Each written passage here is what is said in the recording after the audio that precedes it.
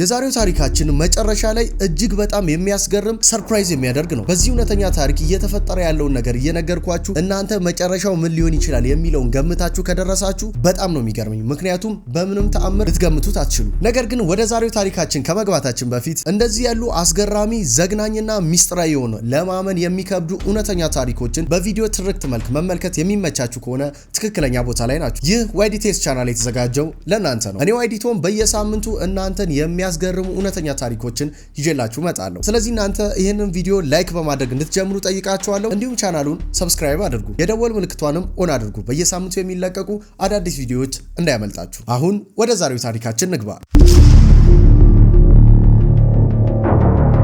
በጁን 12 2012 ዓ.ም ኖአሚን በሌነር የተባለች የ25 ዓመት ወጣት ሴት በታይላንድ ዋነኛ የቱሪስት መዳረሻ በሆነችው ፒፒ ደሴት ላይ የሚገኘው የሆቴል ሩማን ቁልፍ ትከፍታለች። እናም በሩ አንዴ እንደተከፈተ በሩን በእጇ ትይዝና ከሷ በ5 ዓመት ለምታንሰው ለ20 ዓመቷ ታናሽ እህቷ ኦድሬ ለምትባለው በሩን በእጇ ትይዝላታለች። ምክንያቱም ኦድሬ ብዙ ሻንጣዎችን ተሸክማ ስለነበር። እነዚህ ሁለት እህትማማቾች ኖአሚንና ኦድሬ የመጡት ከኩቤክ ካናዳ ነው። እናም ሁለቱ የኮሌጅ ተማሪዎች ናቸው። እናም አሁን ላይ የትምህርት ዘመናቸው ስለተጠናቀቀ ለአንድ ወር የሚቆይ ረጅም የሆነ የእረፍት ጉዞ ላይ ነበሩ፣ ወይንም ደግሞ ቫኬሽን ላይ ነበሩ። ባለፉት 3 ሳምንታት በቪየትናም ቆይተው ነበር እና ዛሬ ደግሞ ታይላንድ ደርሰዋል። እቅዳቸው ምንድነው? ወደ ካናዳ ከመመለሳቸው በፊት እዚሁ ታይላንድ የተወሰኑ ቀናትን ማሳለፍ ነበር። አሁን ግን ኖአሚ በጣም ደክሟታል። ከፍተኛ የሆነ ድካም እየተሰማት ነበር። ምክንያቱም ከቪየትናም ታይላንድ ለመምጣት ብዙ መንገዶችን ተጉዛ ነበር። ከዛም በተጨማሪ ደግሞ ቪየትናም ለ3 ሳምንታት እንግዲህ ሲጎበኙ ሲዞሩ ነበር። ያ ደግሞ አቅሟን ጨርሶ ነበር። ለዚህም ነበር አሁን ላይ በጣም ይደክም። እናም ወደ ክፍሏ እንደገባች የመጀመሪያ ማድረግ የፈለገችው ነገር ምንድነው? አልጋው ላይ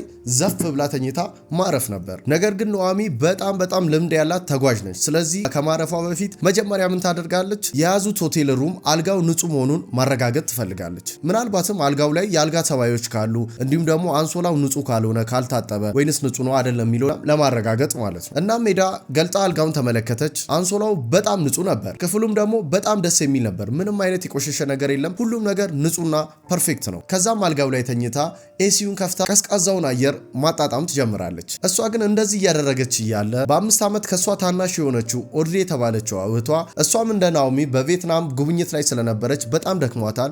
ዛሬ ከመተኛት ይልቅ ቀጥታ ወደ መታጠቢያ ቤት ገብታ ማታ ለመውጣት መዘጋጀት ትጀምራለች። ኦድሬ ለምን ተቻኩላ ሩም ውስጥ እንደገባች ማረፍ እያለባት ግን ሳታርፍ ወደ መታጠቢያ ክፍል ገብታ መተጣጠብ መዘገጃጀት ለምን እንደጀመረች ናኦሚ ታውቅ ነበር። ምክንያቱም ምን መሰላችሁ?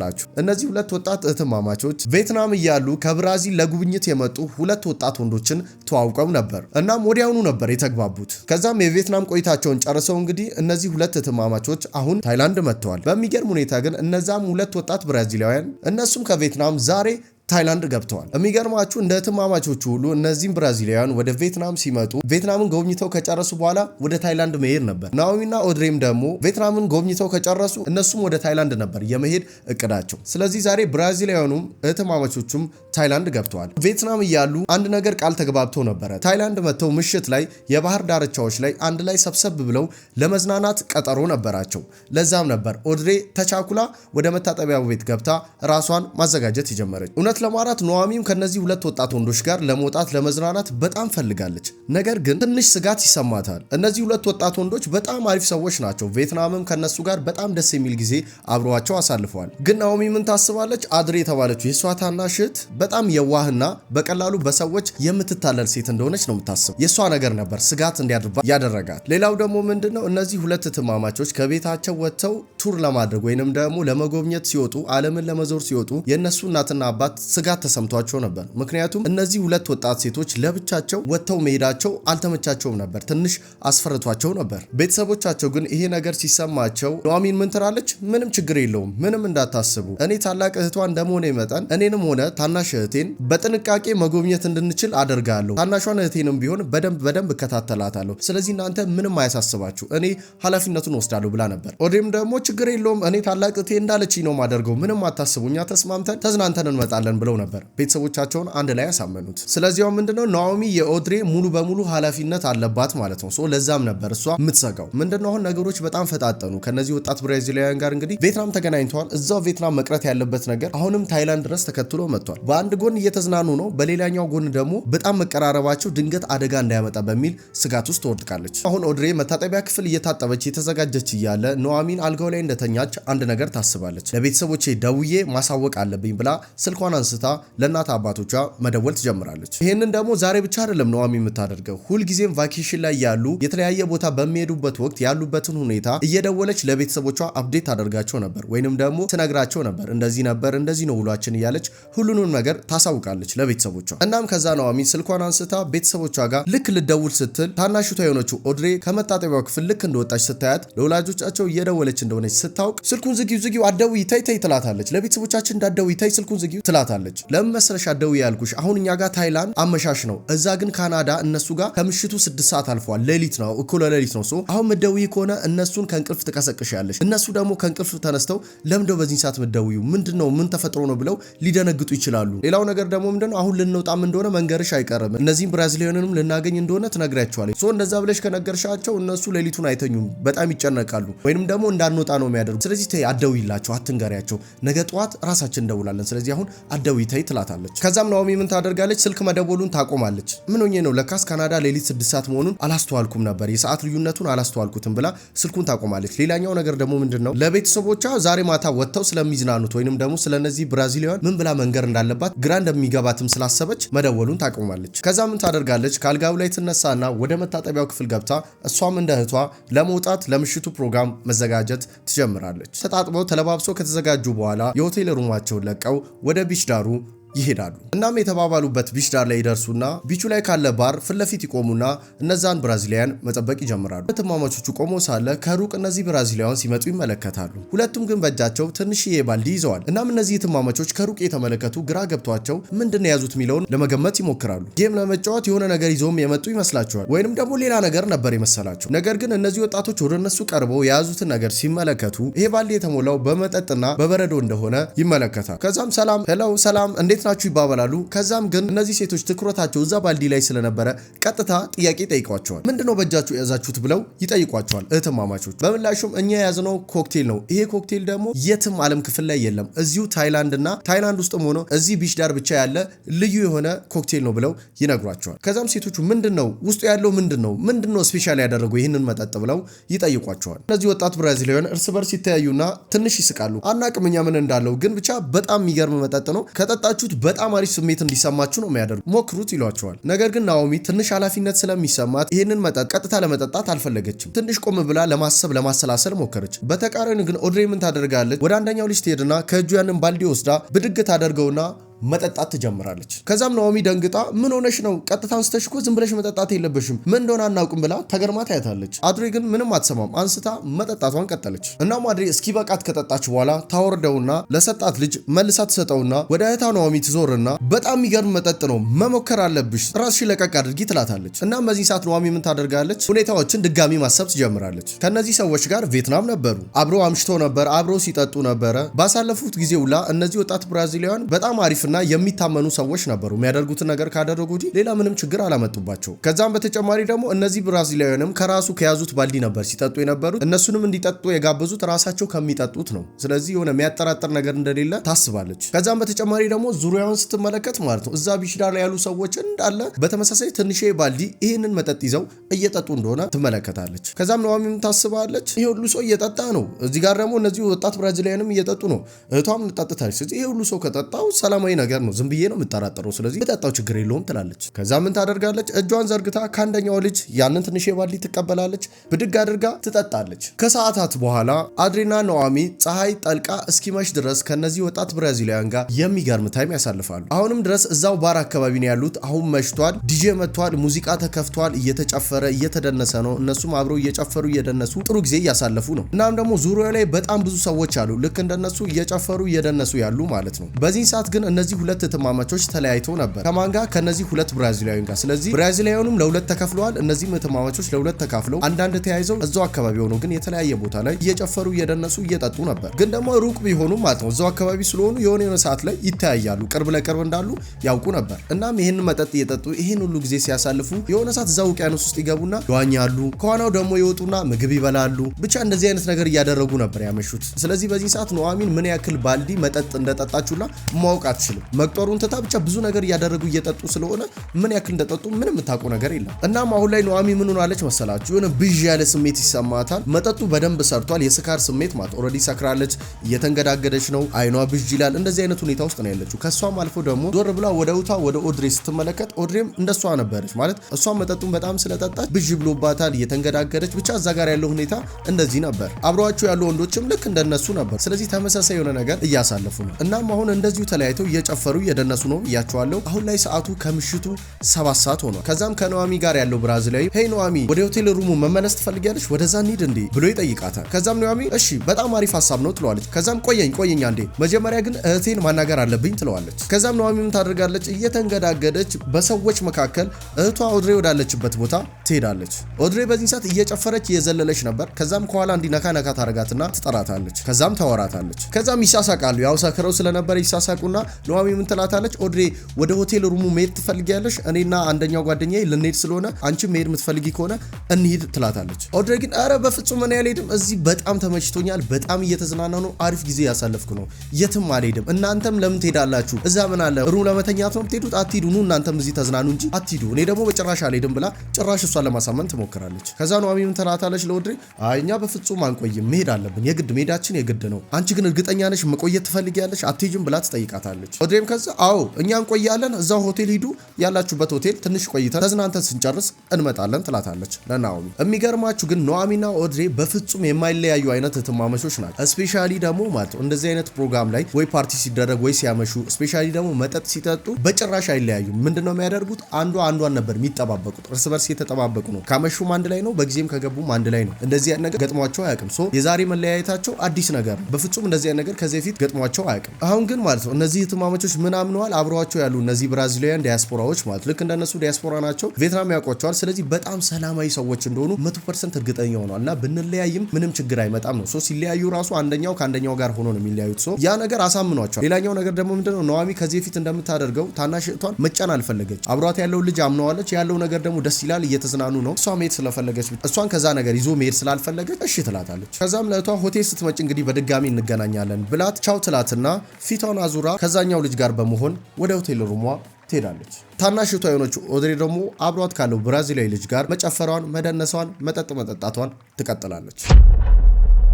ከ3 ቀናት በኋላ ጁን 15 ኑሃሚና ኦድሬ ያረፉበት ሆቴል ጽዳት የሆነች አንዲት ሴት እነዚህ ሁለት እህትማማቾች ያረፉበት ሩም ጋር ትመጣለች። እናም በራቸውን ታንኳኳለች። ለምን መሰላ? ላለፉት 2 ቀናት እዚህ ሩም ውስጥ ማንም ሰው ሲገባም ሆነ ሲወጣ እነዚህ የጽዳት ሰራተኞች አላዩም ነበር። እናም ይሄ ሩም ደግሞ መጸዳት አለበት። 2 ቀናት አልፏል ሩሙ ሳይጸዳ። ሩሙ መጸዳት አለበት። ሩሙን ለማጽዳት ማለት ነው በተደጋጋሚ መጥተው በር ቢያንኳኩ የሚከፍትላቸው ሰው የለም። ማንም ሰው ሲወጣም ሆነ ሲገባም አላዩም። ስለዚህ አሁን 2 ቀን አለፈ። የግድ ይሄ ደግሞ መጸዳት አለበት። ስለዚህ የጽዳት ሰራተኞች ይህንን የተቆለፈ በር ራሳቸው ከፍተው ማለት ነው የግድ ውስጥ ገብተው ማጽዳት ይኖርባቸዋል። ግን ይህንን ነገር ከማድረጋቸው በፊት ለመጨረሻ ጊዜ በድጋሚ በሩን በኃይለኛ ያንኳኳሉ። ሰው አለ ውስጥ ማን ያለው ሰው አለ ብለው በሩን ያንኳኳሉ። በዚህ ሰዓት ጸጥታ ነው። ማንም ሰው ምንም መልስ አይሰጥም። ስለዚህ ከሆቴሉ አስተዳደሮች አንደኛው የሆነው ሰው ምን ያደርጋል? በሩ በካርድ የሚከፈተውና ካርዱን ያወጣና በሩን በካርዱ ይከፍተዋል። ከዛም ወደ ውስጥ ይገባል። ከዛም ግን ከትንሽ ሰከንድ በኋላ ይሄ የሆቴሉ ስታፍ አባል የሆነ ሰው ከሩሙ ማለት ነው በሩጫ እየሮጠ ይወጣል እርዳታ ለማግኘት። እናም የዛን ቀን ማታ 3 ሰዓት ላይ በሉተናንት ኮሎኔል ራት ሶምቦ የሚመራ የፖሊስ አባላት እዛ ሆቴል ሩም ጋር ይመጣሉ። ሳምቦ የሚባለው ሰው እንግዲህ በጣም ልምድ ያለው የፖሊስ ኦፊሰር ነው። እናም እዛ ሆቴል ሩም ውስጥ የተፈጠረውን ነገር በትክክል ተነግሮታል መጀመሪያ ላይ። እናም እሱና የቡድን አባላቱ የሆኑት ፖሊሶች ሩም ውስጥ ገብተው ሲመለከቱ ቀድሞ ስለተነገራቸው በተመለከቱት ነገር ብዙም አልተደናገጡ። እናም እነዚህ ፖሊሶች ሩም ውስጥ ሲገቡ 2 ሴቶችን እዛ ሩም ውስጥ ያገኛሉ። እነሱም ደግሞ ኑሃሚና ኦድሬ ናቸው። ሁለቱም በየራሳቸው አልጋ ላይ ተኝተዋል። አንሶላቸውን ለብሰው በትክክል ነው የተኙት። እናም ሁለቱም በየራሳቸው ትውከት ተከበዋል። በጣም ብዙ ጊዜ አስመልሷቸዋል። እናም ህይወታቸው አልፏል። ሶምቡና ሌሎች የፖሊስ አባላት እነዚህ 2 ወጣት ሴቶች ህይወታቸው ካለፈ ከ12 ሰዓት እስከ 20 ሰዓት እንደሆነ ወይንም ደግሞ 1 ቀን እንደሞላው በምርመራ ማወቅ ይችላሉ። መጀመሪያ ላይ ሲያጣሩ የደረሱት እነዚህን 2 እህትማማቾች የገደለው ነገር የአልኮል መመረዝ እንደሆነ ነበር። ይህንንም ደግሞ የሚያረጋግጥላቸው ምንድነው ሩም ውስጥ በጣም ብዙ ትውከት ነበር። ስለዚህ በጣም ብዙ አልኮል ጠጥተው ይሄ ነገር እንደተፈጠረ እንደሚታወቀው ታይላንድ ደግሞ በጣም የብዙ ቱሪስቶች መዳረሻ ነች። እናም ለመዝናናት ማታ በወጡበት እየጠጡ እየጨፈሩ ስለነበረ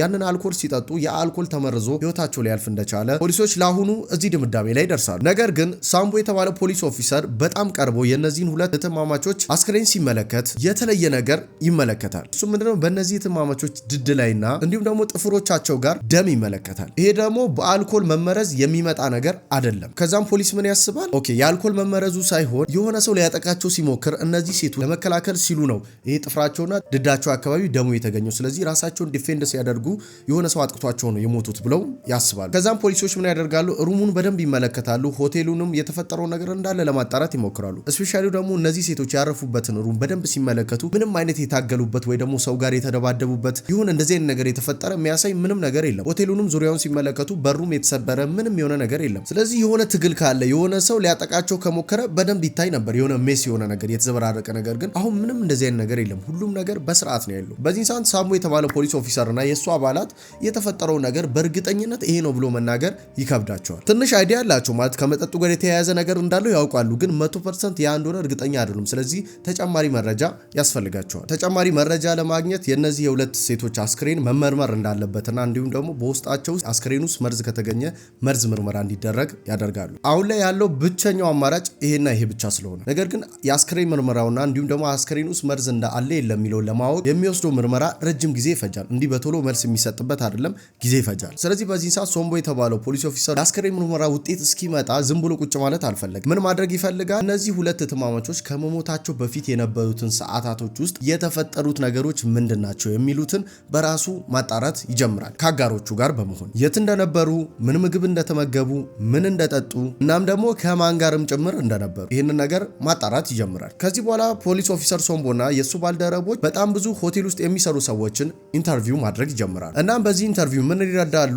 እነዚህ ሁለት እህትማማቾች ከካናዳ ታይላንድ የመጡ ቱሪስቶች እንደሆኑ፣ ታይላንድን ሊጎበኙ እንደመጡ እናም እዚህ ሆቴል በመጡ በመጀመሪያው ቀን እነዚህ እህትማማቾች ትንሽ ከቆዩ በኋላ ከሆቴሉ ወጥተው እንደሄዱ እናም ከሁለቱ አንደኛዋ ደግሞ ማታ 7 ሰዓት አካባቢ ቀድማ ከአንድ ወንድ ልጅ ጋር እንደመጣች ከዛም በኋላ ደግሞ ሌሊት 10 ሰዓት ላይ ሁለተኛዋ ወይንም ደግሞ ኦድሬ የተባለችው ሴት ከሌላ ወንድ ልጅ ጋር ሌሊት 10 ሰዓት ላይ ወደዚህ ሩም እንደመጣች ይናገራሉ። እናም ደግሞ እነዚህ ሁለት እህትማማቾችን ጨምሮ እነዛ ሁለት ብራዚላውያን አራቱ አንድ ላይ እዛ ሆቴል ሩም ላይ ከምሽቱ 7 ሰዓት እስከ ጠዋቱ 12 ሰዓት ድረስ አብረው እንደነበሩ መረጃ ይደርሳቸዋል። ከዛም ንጋት 12 ሰዓት ላይ እነዚህ ወጣት ሁለት ወንዶች ብራዚላውያን ሆቴሉ ለቀው እንደሄዱ ከዛም በኋላም ደግሞ ሁለቱ እህትማማቾች ናኦሚና ኦድሬ ደግሞ እዛው ሩም ውስጥ እንደቀሩ ይናገራሉ። ከዛም ሉተናንት ሳምቦ ምን ያደርጋል? ሆቴል ውስጥ የሚገኘው የሴኩሪቲ ካሜራ ይመለከታል። በሚያይበት ሰዓት ግን ከኢንተርቪው ያገኘው መረጃ ሙሉ በሙሉ ትክክል እንደሆነ ሰዓቶችንም ጨምሮ ትክክል እንደሆነ ማረጋገጥ ይችላል። ስለዚህ ሉተናንት ሳምቦ ምን ያስባል? ከነዚህ ሁለት እህትማማቾች ጋር ለመጨረሻ ጊዜ የነበሩት እነዚህን ሁለት ብራዚላውያን ወጣት ወንዶች ለማግኘት ይፈልጋል። ምክንያቱም የመጨረሻ ሰዓት ላይ የነበሩት እነዚህ ብራዚላውያን ወንዶች ስለሆኑ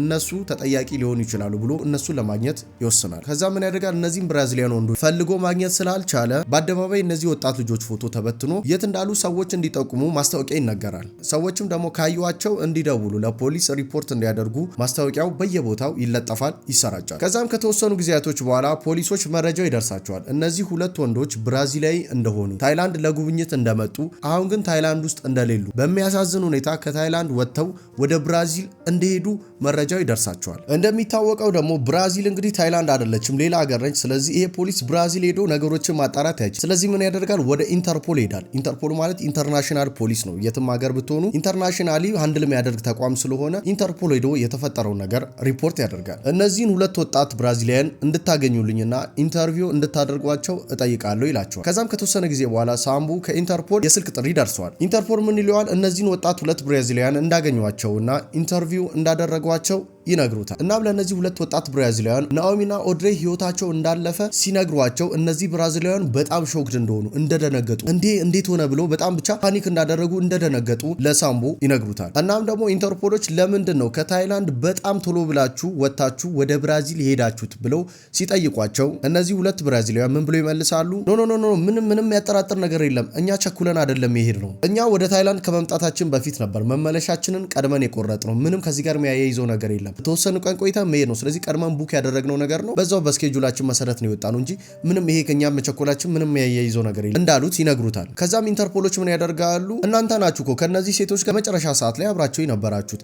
እነዚህ ሴቶች ደግሞ አሁን ህይወታቸው አልፏል። ስለዚህ መጨረሻ ላይ የተፈጠረው ነገር ምንድነው? እስቲ የተፈጠረው ነገር በግልጽ ነገሩ። እናንተ ናችሁ ተጠያቂ የምትሆኑት። መጨረሻ ላይ ያላችሁት እናንተ ናችሁ። ሶ ያለውን ነገር በግልጽ ነገሩ። እናም ደግሞ እናንተ ወጣችሁ ስትሄዱ እነዚህ ተማማቾች የነበሩበት ኮንዲሽን ምንድነው? ምን አይነት ሁኔታ ውስጥ ነበሩ የሚለውን ይጠይቋቸዋል። እነዚህ ወጣት ብራዚላውያን ምን ይላሉ? ሌሊት 12 ሰዓት ላይ ከዛ ሆቴል ሩም እንደወጣን በምንወጣበት ሰዓት ግን ሁላችንም ኤንጎቨሩስ ነበረ። ማታ በጣም ብዙ መጠጥተን ስለነበረ የተወሰነ ማስመለስ ምናምን ነበር ያለው፣ ግን በጣም ደና ነበሩ እኛ ስንወጣ። እኛም እንደዛው ትንሽ ማስመለስ ምናምን ያን ነገር እኛ ፊል አድርገነው ነበር፣ ግን እነሱ ደና ነበሩ እኛ ስንወጣ ብለው ይመልሳሉ ለኢንተርፖል። ከዛም ኢንተርፖሎች በምን ይገረማሉ? እነዚህ ሁለት ወጣት ወንዶች አብረዋቸው የዛን ቀን ምሽት እንደነበሩ ከመሞታቸው አንድ ቀን በፊት ማታ ላይ አብረው እንደተዝናኑ አብረው ሲጠጡ እንደነበር ሁሉ ነገር በግልጽ ነው የተናገሩት። በዚህ ነገር ይገረማሉ። ከዛም በኋላ ነው እነዚህ ሁለት ወጣት ሴቶች እዛው ክፍላቸው ውስጥ ሆነው አልጋቸው ላይ እንደተኙ በጣም ብዙ ጊዜ እያስመለሳቸው በዛ ሁኔታ ውስጥ ህይወታቸው አልፎ የተገኘው። ከዛም ሳምቡ የኢንተርፖል ፖሊሶችን አመስግኖ ስልኩን ይዘጋል። አሁን እዚህ ጋር እነዚህ ብራዚሊያን ወጣቶች እንግዲህ ከነገሩ ነፃ እንደሆኑ ነው ኢንተርፖል ያስረዳው።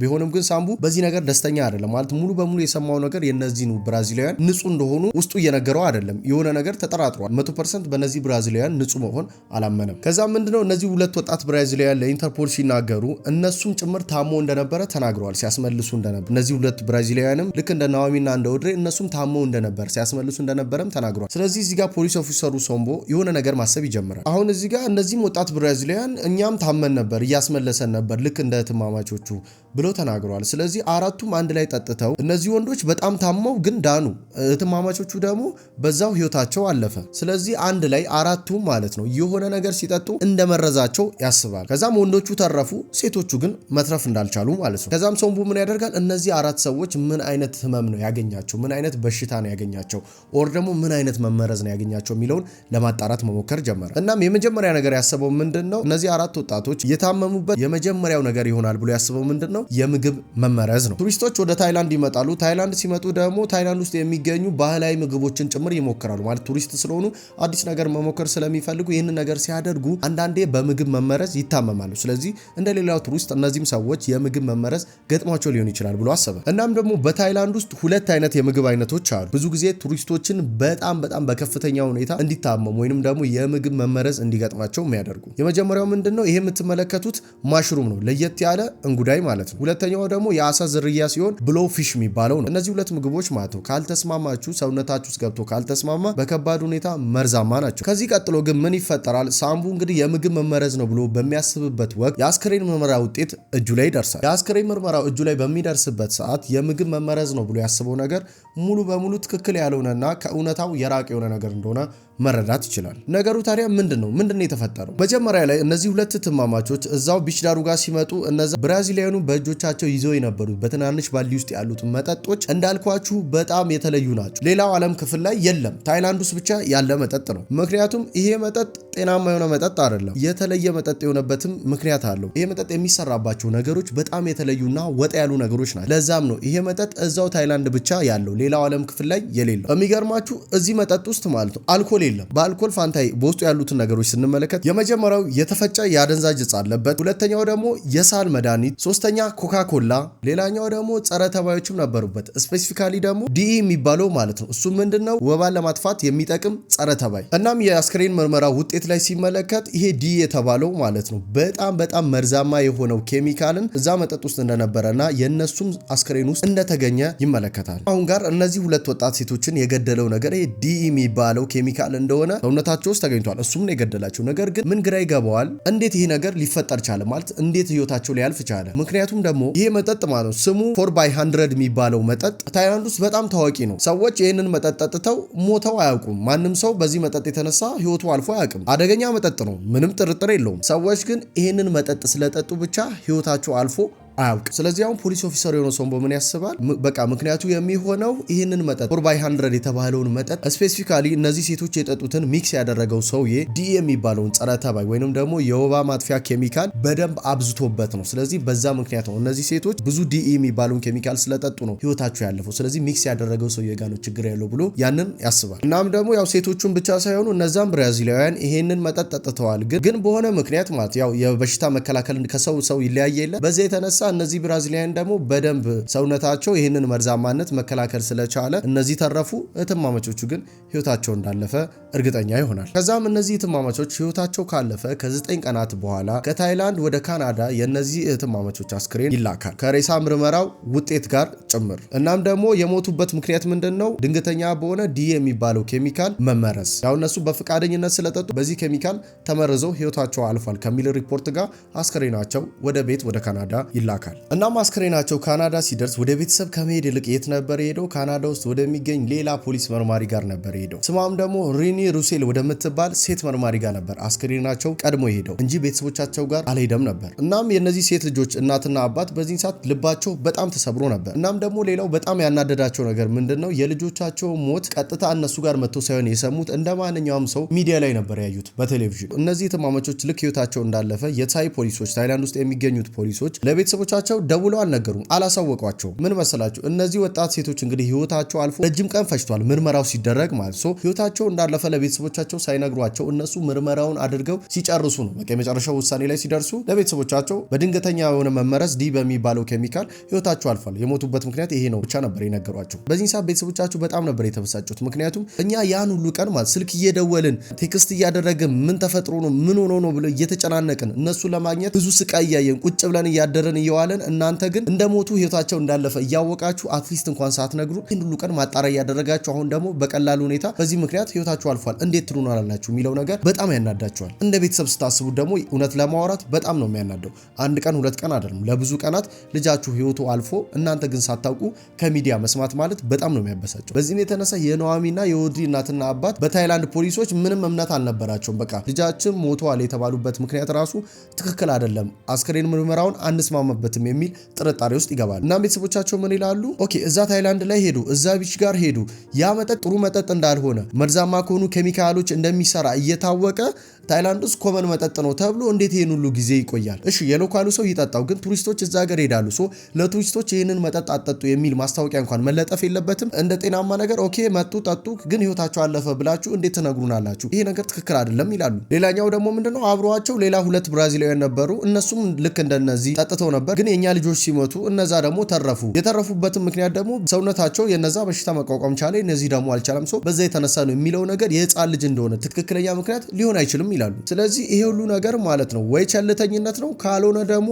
የተፈጠረው ነገር እውነቱ እያለ እውነቱን ለመደበቅ የሆነ ነገር እየሞከሩ ነው የታይላንድ ፖሊሶች ብለው የእህትማማቾቹ ወላጆች ይወስናሉ። ስለዚህ ምንድነው ለታይላንድ ፖሊሶች መጥፎ ነገር ነው፣ ምክንያቱም መከላከል በሚቻል ሁኔታ ነው የነዚህ ሴቶች ህይወት ያለፈው ነው። ሌላውም ቱሪስት በዚህ መልኩ ህይወቱ ያልፋል ነው። ያንን መጠጥ ማገድ እየቻሉ በቸልተኝነት ነው ይሄ ነገር የሆነው፣ ካልሆነ ደግሞ የሆነ ነገር እየደበቁ ነው። እናም ቤተሰቦቻቸው የአስክሬን ምርመራው ሙሉ በሙሉ አንቀበልም፣ የሆነ ትክክል ያልሆነ ነገር አለ ብለው መናገር ይጀምራሉ። እነሱ ብቻ ሳይሆን የካናዳ መንግስት ይሄ ነገር ትክክል አይደለም፣ የአስክሬን ምርመራው የተባለው ነገር እውነት አይደለም የሚለውን የካናዳ መንግስትም ጭምር ይሄን ነገር ፊል ያደርገዋል። ከዛም ዓለም ላይ ያሉ የዜና ማሰራጫዎች ይሄንን ነገር በደንብ መዘገብ ይጀምራሉ።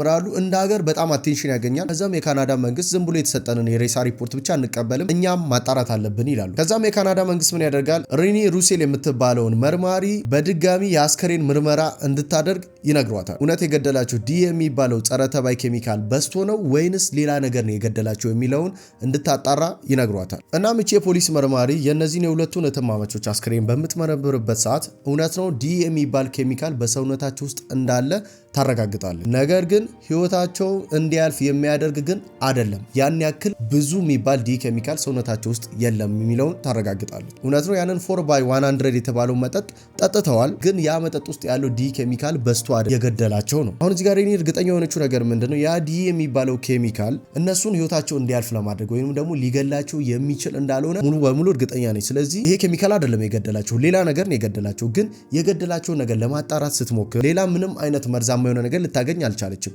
ብታጣራ ምንም ነገር ልታገኝ አልቻለችም። ምንም አይነት ማብራሪያ ታጣለች። ይሄ ነው የምትለው። እና ሪኒ የምትባለች ሴት ፖሊስ መርማሪ ምን ታስባለች? የሆነ ነገር መኖር አለበት ማለት ይሄን ኬሚካሉ ካልገደላቸው ህይወታቸው እንዲያልፍ ያደረገ የሆነ ነገር መኖር አለበት ብላ ማሰብ ትጀምራለች፣ ትጨነቃለች። ከዛም ሪኒ ምን ታደርጋለች? ከአስክሬን ምርመራው ስለዚህ ኬስ ሰፋ ያለ ጥናት ማድረግ ትጀምራለች። እናም የሆነ ነገር ታገኛለች። እሷን በጣም ያስደነገጠ የእህትማማቾችን ቤተሰብ በጣም ያስደነገጠ እሱም ብቻ ሳይሆን ዓለምን ጭምር ያስደነገጠ ያልተረጋገጠ እውነታ ነበር ያገኘችው። እናም አሁን ከሪኔል ሩሲል ከተባለችው ሴት ተጨማሪ ማጣራት የተገኘውን ነገር ልንገራችሁ። ኖዋሚና ኦድሬ ብቻ አይደሉም ታይላንድ ሄደው ህይወታቸውን ያጡት። ከ2009 እስከ 2015 ባለው ወቅት ከ20 በላይ ቱሪስቶች ማለት ልክ እነዚህ እህትማማቾች ህይወታቸውን ባጡበት መንገድ ከ20 በላይ የሚሆኑ ቱሪስቶች በተመሳሳይ መንገድ ህይወታቸውን አጥተዋል። እዚህ ጋር ሬኒ የምትባለው ሴት መርማሪ ያረጋገጠችው ምንድነው እነዚህን ሁለት እህትማማቾችን ጨምሮ ሌሎችም ህይወታቸው ያለፈው ቱሪስቶች በሙሉ ተመርዘው ህይወታቸውን እንዳጡ እርግጠኛ ነች። ግን የምግብ መመረዝ ወይንም ደግሞ የመጠጥ መመረዝ ግን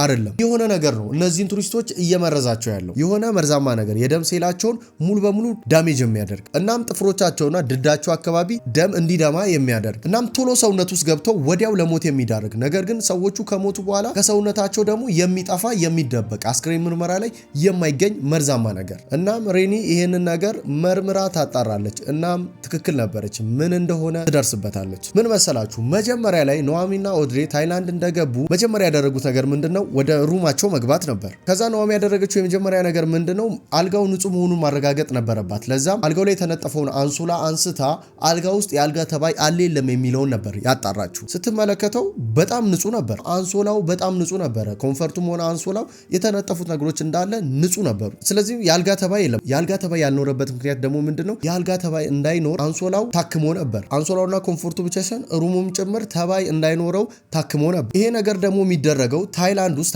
ብቻ ሳይሆን አብዛኛው ቱሪስት የሚበዛባቸው አገሮች ላይ ምንድነው የሚደረገው? እንደዚህ የአልጋ ተባይ ምናምን የሚኖርበት ቦታ ምንድነው የሚደረገው? ጸረ ተባይ ነው የሚረጨው።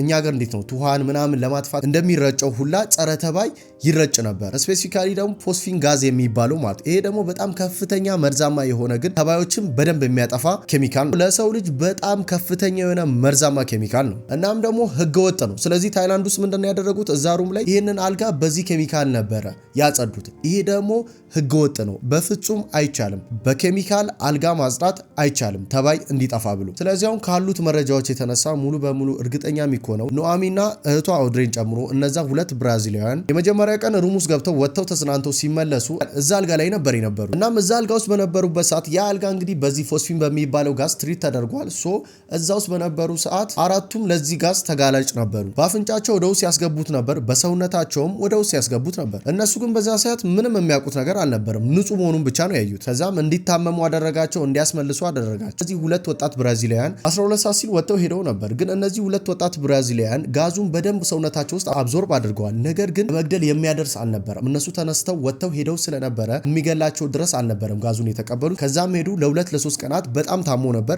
ቢሆንም ግን ድነዋል። በተቃራኒው ግን ኖዋሚና ኦድሬ አልጋቸውን ለቀው አልወጡም ነበር። እዛው አልጋው ላይ ነበር የቆዩት። አዳሩ ሙሉ እዛው አልጋ ላይ ነበሩ እና እዛው ተኝቶ ባሉበት ሰዓት ሰውነታቸው ያለማቋረጥ ያንን ጋዝ ወደ ውስጥ ያስገባ ነበር። እናም ሰውነታቸው ያንን ጋዝ ከበቂ በላይ ስላገኘ መቋቋም አልቻለም። በዚህም የተነሳ ህይወታቸው እንዲያልፍ አድርጓቸዋል።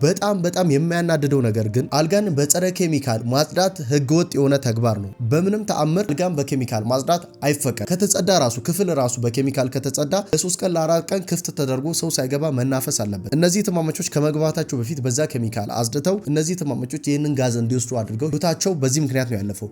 ቢሆንም ግን እስከ ዛሬ ለነዚህ ሁለት ትማማቾች ሞት ተጠያቂ የሆነ ሰው አልነበረም። ሆቴሉም ተጠያቂ አልነበረም። ማንም ሰው ተጠያቂ አልነበረም። ይሄ ነገር በጣም የሚያበሳጭ ነገር ነበር። እነዚህ ሁለት ትማማቾች እንግዲህ የኮሌጅ ትምህርታቸውን ጨርሰው ለመዝናናት ኢንጆይ ለማድረግ ብለው ወጥተው በዚህ መልኩ ነበር ህይወታቸው ያለፈው። ቤተሰቦቼ የዛሬው ቪዲዮ የተመለከታችሁትን ይመስል ነበር። እንዴት አገኛችሁት? አስተማሪ የሆነ ነገር አግኝታችሁበታል? የሆነ ነገር ካገኛችሁ ይህንን ቪዲዮ ላይክ እንድታደርጉ ጠይቃችኋለሁ። ለዚህ ቻናል አዲስ ሆናችሁ ቻናሉን ሰብስክራይብ እንድታደርጉ ጠይቃችኋለሁ። የደወሉ ምልክቷንም ኦን አድርጉ፣ በየሳምንቱ የሚለቀቁ አዳዲስ ቪዲዮ እንዳያመልጣችሁ። እዚህ ስክሪን ላይ በምትመለከቱት የሶሻል ሚዲያዎች እኔ ማግኘት ትችላላችሁ። ሀሳብ አስተያየትም መስጠት ትችላላችሁ። ከዛም በተጨማሪ እንዲሰራ የምትፈልጉት ታሪክ ካለ በእነዚህ ሶሻል ሚዲያ አሳውቁኝ። በቀጣይ ሌላ እውነተኛ ታሪክ እስክመለስ ሰላሙን ጤናውን ብዝት አድርጎ ይስጣችሁ። ቻው።